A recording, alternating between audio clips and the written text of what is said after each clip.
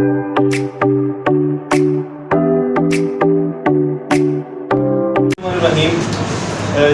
Next के lecture में मैं आप लोगों को शामिल करता हूँ। तो बिला तकलीफ अपने टॉपिक की तरफ आते हैं, क्योंकि मेरा बेटा आज का हमारा सबसे इम्पोर्टेंट टॉपिक है। क्लास 10th का चैप्टर नंबर 1 का लास्ट टॉपिक है मेरा बेटा, वो है lung cancer. First of all मेरे पढ़ाने में और दूसरों के पढ़ाने में फ़र्क तो सिर्फ ये है कि मैं साथ पढ़ाने के इम्पोर्टेंस भी बता देता हूँ कि इस लेक्चर की इम्पोर्टेंस कितनी है और ये टॉपिक लाहौर बोर्ड में और हमारे एग्ज़ाम्स में कितनी अहमियत का हामिल है। बेटा जो हमारा ये टॉपिक है ना, ये एक लॉन्ग क्वेश्चन को कवर करता है। इसके अलावा इसके अंदर से MCQs बनते हैं और मेरा बेटा लाहौर बोर्ड के पेपर में अक्सर इसके अंदर से मेरा बेटा शॉर्ट क्वेश्चन आते हैं। तो मैं साथ के साथ मेरा बेटा डिटेल आप लोगों को बताता जाऊँगा कि कहाँ से लॉन्ग कौन सा बनता है, कहाँ से कौन सा शॉर्ट बनता है और कहाँ से MCQs कौन कौन से जी इन टाइटल किए जाते हैं मेरा बेटा लाहौर बोर्ड के पेपर के अंदर। तो बिला किसी ताक़ीद के हम अपने टॉपिक की तरफ आते हैं, जो कि मेरा बेटा आज का हमारा टॉपिक है लंग कैंसर। लंग कैंसर एक ऐसी बीमारी है, एक ऐसा टॉपिक है जिसको पढ़ाना, जिसको मैं बताना ख़ास तौर पे यंग जनरेशन को ज़रूरी समझता था। और मेरी ये ख्वाहिश है कि ये मेरा पैगाम, ये मेरा मैसेज पूरी दुनिया में फैले और लोग लंग कैंसर और इससे जुड़े जो उसकी वजूहात हैं, जो ख़ास तौर पर स्मोकिंग है, उसके बारे में थोड़ी सी अवेयरनेस हासिल करें और ताकि इसको दिन ब दिन मेरा बेटा वो उसको रिड्यूस करते जाए स्मोकिंग। Welcome back. आते हैं हम अपने टॉपिक की तरफ, जो कि मेरा बेटा है लंग कैंसर। सबसे पहले तो हमारा ये क्वेश्चन नहीं होना चाहिए कि सर लंग कैंसर होता किस वजह से है, लंग कैंसर की वजूहात क्या हैं, लंग कैंसर के अंदर होता क्या क्या है।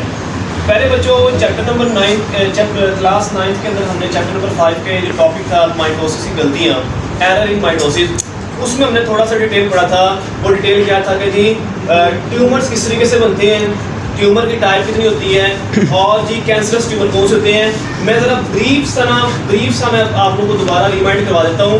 आप लोगों ने पढ़ा था कि अगर हमारी बॉडी में कहीं पर इरेगुलर सेल डिवीजन होना शुरू हो जाए, हमारी बॉडी पर कहीं पर इरेगुलर सेल डिवीजन होना शुरू हो जाए और वो अंडर कंट्रोल यानी कि अंडर कंट्रोल ना रहे, आउट ऑफ कंट्रोल हो जाए, तो होता क्या है कि वहाँ पर फिर हमारी बॉडी में उस ऑर्गन में ट्यूमर्स बनना शुरू हो जाती हैं, रसोलियाँ बनना शुरू हो जाती हैं। और वो ट्यूमर होती हैं दो तरह के, एक होता है बेनाइन ट्यूमर और एक होता है मैलिग्नेंट ट्यूमर।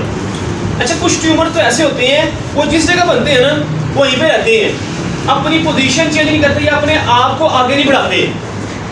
लेकिन दूसरे नंबर पे कुछ ट्यूमर ऐसे होते हैं जो कि अपनी पोजीशन चेंज करती हैं, यानी कि अपनी तादाद में इजाफा करते हैं। फॉर एग्जांपल किसी ऑर्गन के एक हिस्से में ट्यूमर हो गया है तो अपने आप को फैलाएगा और आखिरकार वो पूरे के पूरे ऑर्गन को अपने लपेट में ले लेगा। तो मेरा बेटा हम ऐसे ट्यूमर को कैंसरस ट्यूमर कहते थे और उस प्रोसेस को मेरा बेटा हम लास्ट टाइम 9th क्लास में मेटास्टेसिस कहते थे। आगे बढ़ते हैं जी। जब हमारी बॉडी के किसी ऑर्गन के अंदर अनकंट्रोल सेल डिवीजन होना शुरू हो जाती है, अनकंट्रोल से मुराद ये है कि किसी एक जगह पर ट्यूमर बने और वो अपने अराउंड सेल्स को भी, अपने इर्द गिर्द के सेल जो है उनको भी डिस्ट्रैक्ट कर रहे हैं, यानी कि अब ट्यूमर फैलता जाएगा और आखिरकार वो उस पूरे के पूरे ऑर्गन को तबाह करके रख देगा, बर्बाद करके रख देगा। तो क्योंकि आज हम बात कर रहे हैं uncontrol cell division with reference of lung cancer, तो मेरा बेटा लंग के अंदर होता पता क्या है। पहले नंबर पे तो एक ट्यूमर डेवलप होता है, वो ट्यूमर डेवलप होने के साथ उसके अंदर बेकाबू, uncontrol, out of control cell division शुरू होती है और होते मेरा बेटा वो पूरे के पूरे लंग को या पूरे के पूरे लॉब को, वो कंडीशन पे डिपेंड करता है मेरा बेटा, जब उसकी डायग्नोसिस हो जाती है उसको अपने लपेट में ले लेती है। इसके बाद इसकी सिम्टम्स क्या हैं। सिम्टम में मेरा बेटा पहले नंबर पे आती है शॉर्टनेस ऑफ ब्रीदिंग, सांस लेने में तंगी होती है। शॉर्टनेस ऑफ ब्रीदिंग होती है, सांस लेने में तंगी होती है। और दूसरे नंबर पे मेरा बेटा जब भी कोई लंग कैंसर का पेशेंट कफ करता है, खांसी करता है, तो खांसी के साथ कफ के साथ उसे ब्लड आता है और मरीज की बॉडी में देखते ही देखते, उस पेशेंट की बॉडी को देखते ही देखते बहुत कम वजन हो जाता है, यानी कि उसका वेट लॉस काफ़ी ज़्यादा कम हो जाता है। अब इसकी वजह क्या है, कॉजेस क्या हैं मेरा बेटा। इसकी सबसे बड़ी जो वजह है ना, सबसे बड़ी वजह जो मैंने ऑल ओवर दी वर्ल्ड देखी है, ऑब्जर्व किया है, या मेरे दूसरे कोलीग्स ने या मेरे दूसरे साइंटिस्ट बायोलॉजिस्ट ने ऑब्जर्व किया है, तो 100 में से 70% या 80% कह लें आप लोग, जो लंग कैंसर की वजह है ना मेरा बेटा, वो स्मोकिंग है, वो स्मोकिंग है।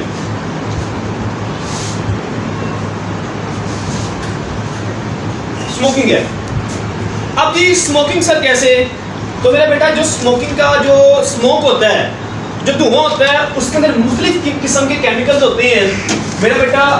फर्स्ट ऑफ ऑल मेरा बेटा देखें तो उसके अंदर हमारे पास क्या आता है, ये कार्सिनोजिन। आपकी बुक के अंदर तो मेरा बेटा ये लिखा है कि सिगरेट के धुएं के अंदर तकरीबन 50 के करीब कार्सिनोजिन होते हैं, लेकिन लेटेस्ट नॉलेज के मुताबिक मेरा बेटा जो गूगल पे प्लॉट हुआ है रिसेंटली, तो उसके मुताबिक 70 के करीब मेरा बेटा कार्सिनोजिन्स किसी भी सिगरेट के धुएं में मौजूद होते हैं। दूसरे नंबर पे आगे आ जाए, सिगरेट के धुएं के अंदर तकरीबन कोई राउंड अबाउट 4000 के करीब, 4000 के करीब खतरनाक केमिकल्स मौजूद होते हैं। और उन खतरनाक केमिकल में सबसे बड़ी जो है ना मेरा बेटा, एक गैस कह लें आप उसे, वो है मेरा बेटा carbon monoxide. Carbon monoxide CO, carbon monoxide सबसे खतरनाक गैस है। नेक्स्ट मेरा बेटा हम थोड़ी सी बात करते हैं, मैं सिलेबस के साथ साथ ही चल रहा हूँ। नेक्स्ट हम बात करते हैं पैसिव स्मोकिंग की। सर ये पैसिव स्मोकिंग क्या होती है? अब देखिए पुत्र, बात कुछ यूँ है कि जी हम सिगरेट ही ना पीते, लेकिन हम सिगरेट पीने वाले लोगों में बैठते हैं, वो भी हम काम ठीक नहीं करते। अब मिसाल के तौर पर, अब हमारा भाई है बशीरा, वो सिगरेट पीता है, वो स्मोकिंग करता है। अब मैं जाके उसके साथ बैठ जाऊंगा, हत्ता कि मैं स्मोकिंग नहीं कर रहा, लेकिन मैं उसके साथ बैठ गया हूँ, वो ड्यूरिंग उसी वक्त के दौरान स्मोकिंग कर रहा है। अब होगा कुछ यूँ कि वो जो बशीरा भाई है, वो तो स्मोकिंग का जो धुआं है, सिगरेट का जो धुआं है, वो फिल्टर के जरिए अपनी बॉडी के अंदर लेके जा रहा है। लेकिन जब मैं उसके साथ बैठा हूँ, तो मैं सिगरेट के किनारे से निकलने वाला धुआं, वो कागज जलता है, वो तंबाकू जलता है, वो धुआं मैं सीधा डायरेक्ट अपने नेजल कैविटी के जरिए अपने लंग्स में लेके जा रहा हूँ। बेटा याद रखिएगा एक बात मेरी, कि स्मोकिंग करने वाले से ज्यादा जो सेकंड हैंड स्मोकर होता है, जो सेकंड हैंड स्मोकिंग कर रहा है, या दूसरे नंबर पे जो पैसिव स्मोकिंग कर रहा है, खुद सिगरेट नहीं पी रहा, लेकिन सिगरेट पीने वाले के साथ बैठता है तो उसके धुएं को भी खुद ही इनहेल कर रहा है। तो बेटा ऐसे बंदे को किसी आम सिगरेट पीने वाले बंदे से लंग कैंसर या कैंसर की और टाइप्स भी हैं, वो होने के जो खदशात हैं वो कई गुना ज़्यादा हैं नो स्मोकर से कई गुना ज़्यादा हैं।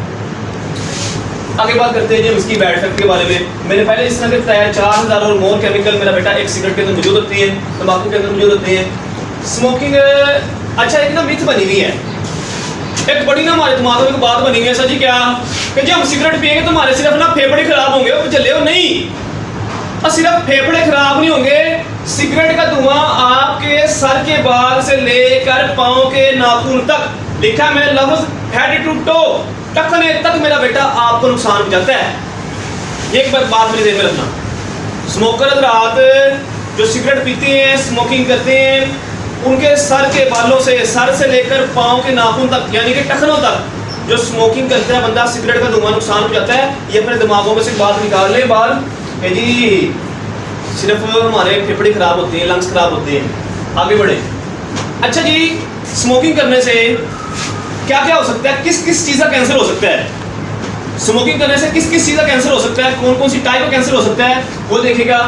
ओरल कैविटी यानी कि मुंह का, अक्सर आप लोग देखे ना कितना बुरा ज़माना आ गया है, सिगरेट की डब्बी दुकान से खरीदने के लिए जाए तो उस डब्बी के ऊपर ही लिखा होता है तंबाकू नोशी सेहत के लिए खतरनाक है, और वो एक बशीरे का पैड़ा सा मुंह भी बनाया होता है उसके ऊपर, और जो यहाँ से ऐसे होता है, तो जी वो ओरल कैविटी का कैंसर होता है, मुंह का कैंसर।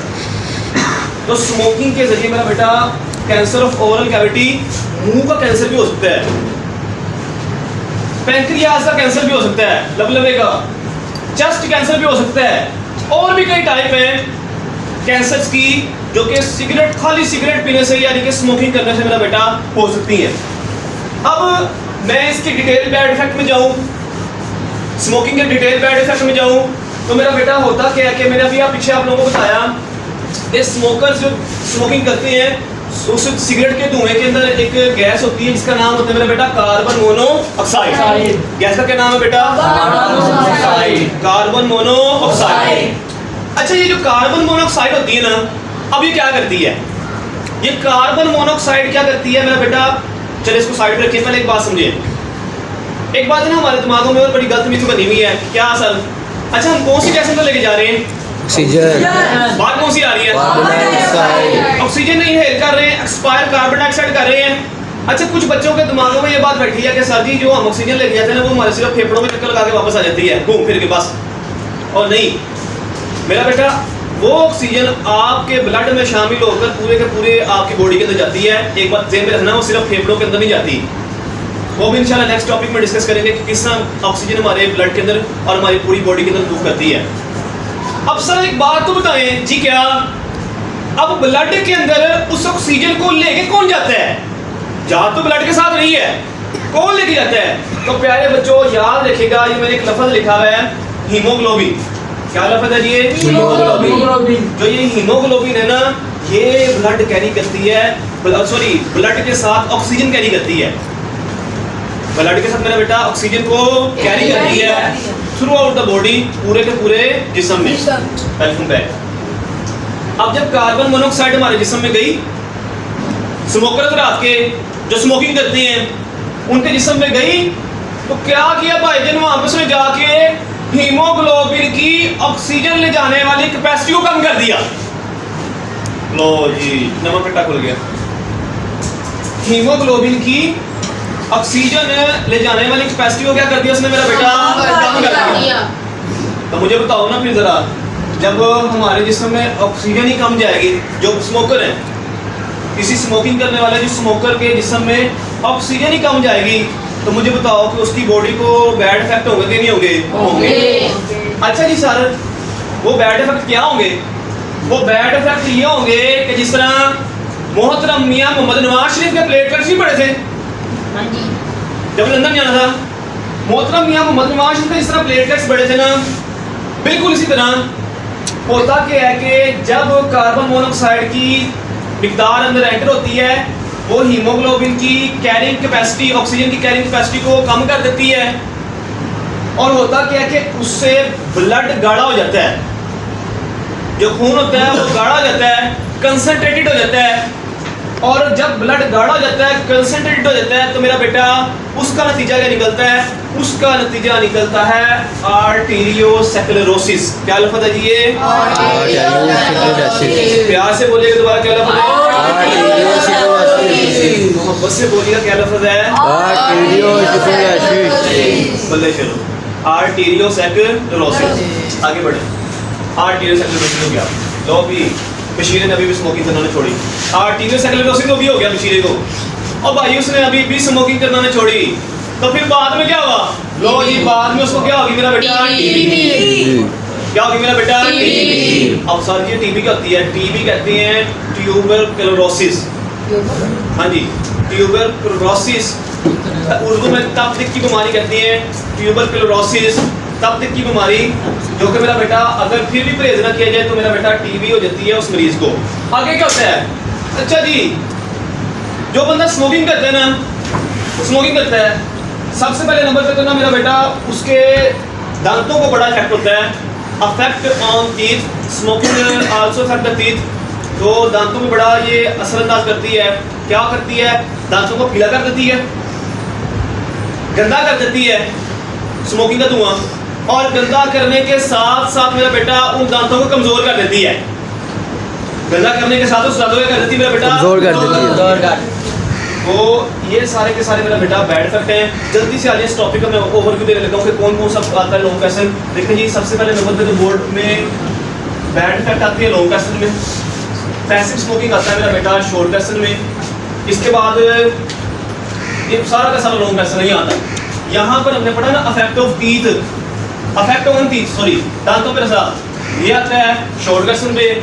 आर्टेरियोस्क्लेरोसिस आता है शॉर्ट क्वेश्चन में। इसके बाद मैं आखिरी बात कह के अपना ही लेक्चर ख़त्म करता हूँ। वो सर क्या है कि हमारे वर्ल्ड में 31 मई को 31 मई को एक दिन मनाया जाता है जिसे हम कहते हैं वर्ल्ड नो टोबैको डे, ठीक है, ताकि हम इस दिन को जी अवेयरनेस पहुँचा सकें हमारी नौजवान नस्ल को कि कितना ख़तरनाक है।